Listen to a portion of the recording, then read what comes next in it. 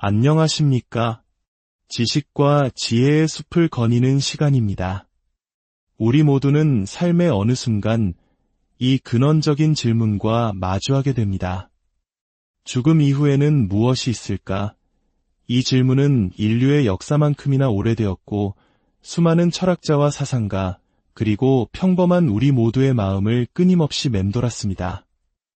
특히 예측하기 어려운 시대를 살아가는 우리에게 죽음이라는 주제는 더욱 가깝게 느껴지기도 합니다. 삶이 단 한 번뿐이라면, 이 생이 전부라면 우리는 과연 어디에서 진정한 의미와 희망을 찾을 수 있을까? 오늘 우리는 이 깊은 질문에 대한 하나의 답을 성경, 특히 데살로니가전서라는 편지를 통해 탐구해 보고자 합니다. 이 이야기는 단순한 교리를 넘어 절망 속에서 희망을, 슬픔 속에서 위로를 발견하게 하는 놀라운 본격적인 이야기에 앞서 이 희망의 메시지를 주변의 소중한 분들과 함께 나누어 주시는 것은 어떨까요? 여러분의 구독과 좋아요는 저희가 더 좋은 이야기를 만드는데 큰 힘이 될 뿐만 아니라 어둠 속에 있는 누군가에게 빛을 전하는 귀한 통로가 될 수 있습니다. 이 영상을 통해 하나님의 크신 은혜와 평강이 여러분 모두에게 함께하기를 기도합니다. 성경은 죽음 이후의 세계에 대해 이야기하기 전에 먼저 우리가 받아들이지 말아야 할 두 가지 관점에 대해 명확히 선을 긋습니다. 첫 번째는 무신론적 관점입니다. 이 관점에서는 하나님도 영적인 세계도 존재하지 않습니다. 인간은 오직 생물학적인 존재이며 죽음은 그 생물학적 기능이 멈추는 완전한 끝이라고 말합니다. 하지만 성경은 우리 인간을 육신이라는 옷을 입고 있는 영적인 존재라고 정의하며 이러한 생각의 정면으로 반박합니다. 두 번째는 오늘날 많은 문화권에서 쉽게 찾아볼 수 있는 환생 사상입니다. 사람이 여러 번 죽고 다시 태어나는 과정을 반복하며 다음 생의 모습은 이전 생의 업보에 따라 결정된다는 믿음이죠. 소나 심지어 벌레로 다시 태어날 수도 있다는 생각입니다. 이 역시 성경의 가르침과는 완전히 다릅니다. 히브리서 9장 27절은 단호하게 선포합니다. 한 번 죽는 것은 사람에게 정해진 것이요 그 후에는 심판이 있으리니 성경은 우리에게 단 한 번의 생이 주어지며 육체적인 죽음 이후에도 우리의 영혼은 계속 존재하여 창조주 앞에 서게 된다고 가르칩니다. 이것이 바로 성경이 제시하는 죽음에 대한 기본 전제입니다.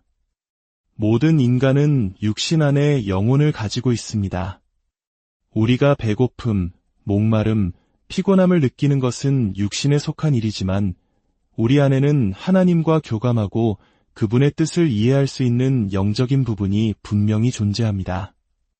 그리고 우리가 예수님을 구원자로 믿고 받아들일 때 성령께서 우리 안에 오셔서 죽어있던 우리의 영을 다시 살리시고 우리는 영적인 생명을 얻게 됩니다. 그렇다면 이 영적인 생명을 얻은 신자들에게 죽음은 과연 무엇을 의미할까요?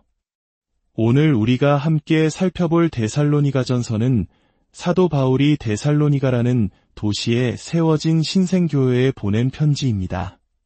당시 데살로니가 교인들은 대부분 헬라로마 문화권 출신으로 죽음 이후의 세계에 대한 다양한 미신과 철학 속에서 혼란을 겪고 있었습니다. 그들은 예수님께서 곧 다시 오실 것이라는 뜨거운 기대를 품고 살았는데 그 재림을 보지 못하고 먼저 세상을 떠난 신자들은 어떻게 되는 것인지에 대해 큰 슬픔과 두려움에 빠져 있었습니다.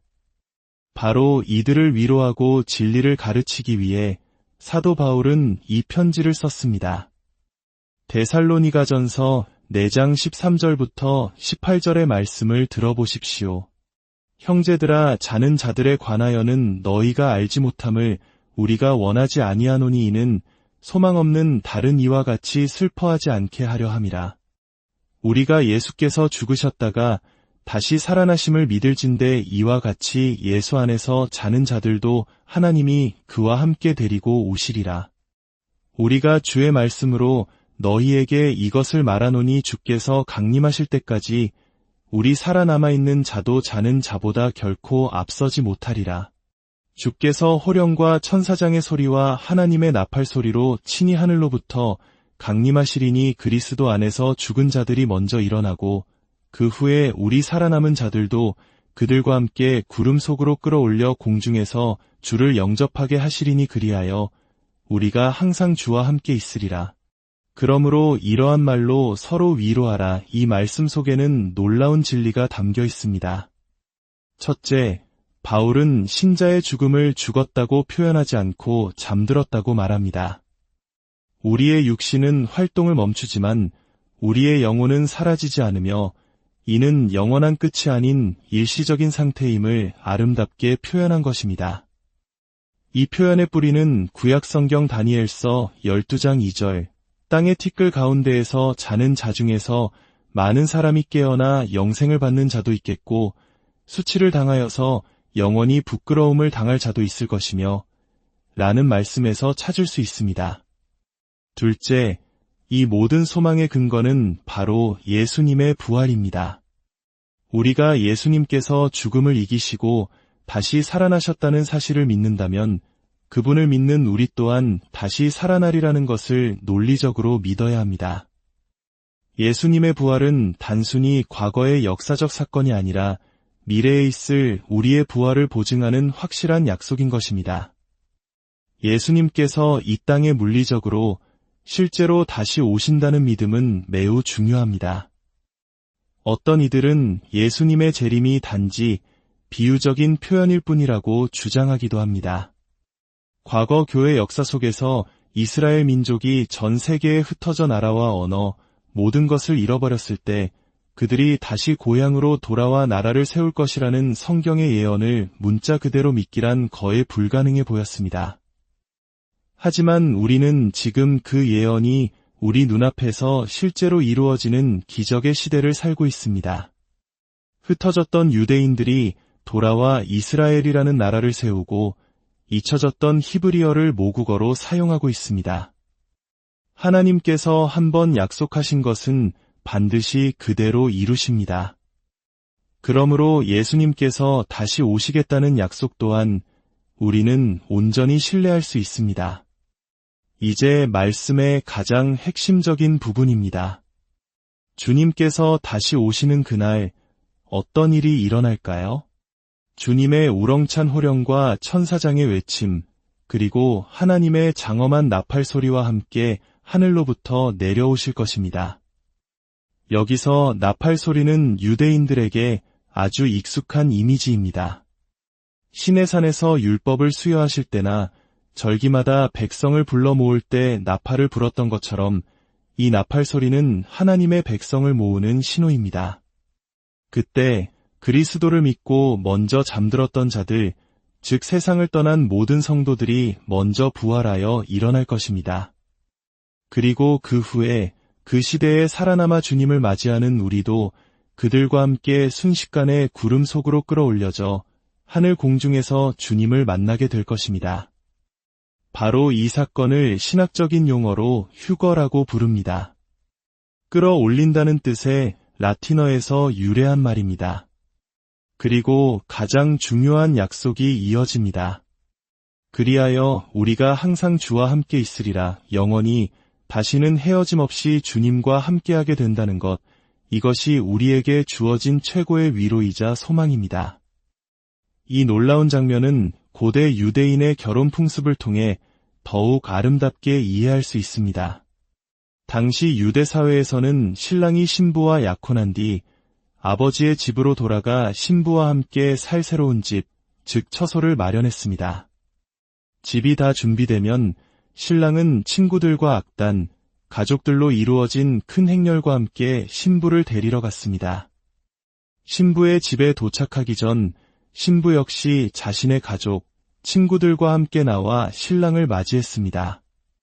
두 행렬은 중간 지점에서 만나 성대한 결혼식을 올렸고 신랑은 신부를 데리고 자신이 마련한 새로운 집으로 돌아갔습니다. 이 모습이 바로 주님과 교회의 관계를 보여주는 그림입니다. 요한복음 14장에서 예수님께서는 내가 너희를 위하여 거처를 예비하러 가노니 가서 너희를 위하여 거처를 예비하면 내가 다시 와서 너희를 내게로 영접하여 나 있는 곳에 너희도 있게 하리라고 약속하셨습니다. 신랑 되신 예수님께서 우리를 위해 하늘의 처소를 마련하시고 우리를 데리러 다시 오시는 것입니다. 우리는 공중에서 신랑을 맞이하는 신부처럼 주님을 만나 그분과 함께 영원한 혼인 잔치에 참여하게 될 것입니다. 사랑하는 여러분, 이 재림의 약속은 막연한 미래의 이야기가 아닙니다. 그것은 오늘을 살아가는 우리에게 실질적인 힘과 용기를 주는 살아있는 소망입니다. 세상이 주는 슬픔과 고난 속에서 우리는 소망 없는 자들처럼 절망하지 않을 수 있습니다. 왜냐하면 우리의 마지막은 끝이 아니라 영원한 기쁨의 시작이기 때문입니다. 우리의 사랑하는 이들이 주님 안에서 잠들었다면 우리는 언젠가 주님 앞에서 그들을 다시 만날 것입니다. 사도 바울은 이 모든 설명을 마친 뒤 이렇게 결론 내립니다. 그러므로 이러한 말로 서로 위로하라 그렇습니다. 주님의 다시 오심에 대한 이 약속이야말로 성도가 서로에게 줄 수 있는 가장 큰 위로입니다. 오늘 이 이야기를 들으신 모든 분들의 삶 가운데 다시 오실 주님을 향한 이 살아있는 소망이 가득하기를 축복합니다. 그리하여 여러분의 모든 슬픔이 기쁨으로 변하고 모든 불안이 평안으로 바뀌며 하루하루를 천국을 소망하는 순례자로서 힘차게 살아갈 수 있기를 우리 주 예수 그리스도의 이름으로 간절히 기도합니다.